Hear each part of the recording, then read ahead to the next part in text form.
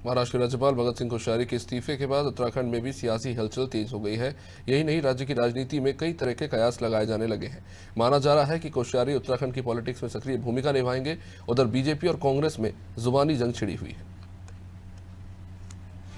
महाराष्ट्र के राज्यपाल भगत सिंह कोश्यारी के इस्तीफे के बाद उत्तराखंड में भी राजनीतिक हलचल तेज हो गई है। दरअसल महाराष्ट्र के राज्यपाल भगत सिंह कोश्यारी के इस्तीफे के बाद जितनी हलचल महाराष्ट्र में है, उतनी ही हलचल उत्तराखंड में भी साफ देखी जा रही है। महाराष्ट्र के राज्यपाल रहते हुए भगत सिंह कोश्यारी ने कई विवादित बयान दिए। शायद यही वजह है कि भगत सिंह कोश्यारी को अचानक से महाराष्ट्र के राज्यपाल पद से इस्तीफा देना पड़ा।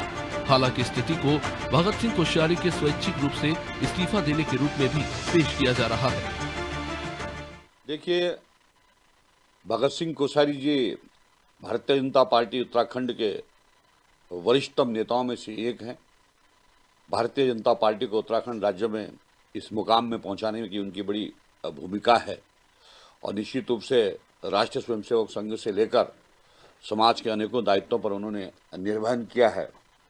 तो मुझे लगता है कि अब उन्होंने स्वेच्छा से वहाँ से त्यागपत्र दिया है और निश्चित रूप से वो हमारे आदरणीय तो मार्गदर्शक के रूप में उनका मार्गदर्शन उत्तराखंड को मिलता रहे। तो वही दूसरी ओर उत्तराखंड में भी उनकी दस्तक के कई सियासी मायने निकाले जा रहे हैं। उत्तराखंड के सियासी पंडित ये मान रहे हैं कि कोश्यारी के उत्तराखंड में सक्रिय राजनीति में रहने से उत्तराखंड की सियासत में हलचल जरूर देखने को मिलेगी। देखिए, भगत सिंह कोश्यारी का उत्तराखंड आना काफी महत्वपूर्ण है इस लिहाज से कि वो बीजेपी के कद्दावर नेता है। एक समय था जब त्रिमूर्ति की बात हम करते थे, भगत सिंह कोश्यारी, बीसी खंडूरी और निशंक तीनों होते थे। लेकिन अब चूंकि जो मुख्य राजनीति से बीसी खंडूरी बाहर जा चुके हैं, एक सांसद हैं निशंक, अब पूरी तरह से किसी पद पे जब नहीं रहेंगे भगत सिंह कोश्यारी, तो वो पुराने नेता हैं। और आने वाले दिनों में आपको दो पावर सेंटर देखने को मिलेगा उत्तराखंड में, एक मुख्यमंत्री और एक मुख्यमंत्री के राजनीतिक गुरु भगत दा जहां भी रहेंगे उनके आसपास काफी लोगों का जमावड़ा देखने को मिलेगा। उधर कोश्यारी के इस्तीफे पर कांग्रेस की प्रदेश प्रवक्ता गरिमा दसौनी ने कहा कि उनका इस्तीफा होना ही था। भगत सिंह कोश्यारी ने इस्तीफा दिया नहीं, बल्कि उनसे इस्तीफा दिलवाया गया है। हटाना ही था। जिस तरह का के विवादास्पद बयान उनके द्वारा आ रहे थे, जिस तरह से लोकतंत्र और संविधान की हत्या लगातार उनके द्वारा की जा रही थी।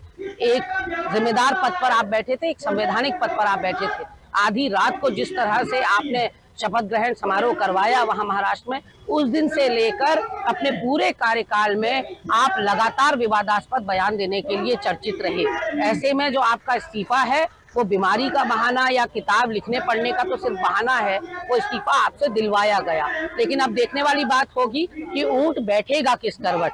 अगर कोश्यारी जी देहरादून आते हैं तो कई भाजपा के दिग्गजों के पेट में मरोड़ उठेंगे, लेकिन अगर वो प्रस्थान कर जाते हैं अपने नेटिव विलेज की तरफ को, अपने गांव की तरफ को, तो फिर शायद उनके लिए राहत भरी खबर होगी। लेकिन जो भी मामला है वो भाजपा का अंदरूनी मामला है, हमारा इसमें कोई लेना देना नहीं।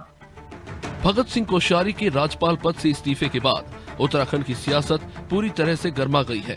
ऐसे में अब दिलचस्प होगा कि उत्तराखंड की राजनीति में कोश्यारी की सक्रियता सूबे की धामी सरकार को कितना मजबूत कर पाएगी। ब्यूरो रिपोर्ट, अनादि टीवी।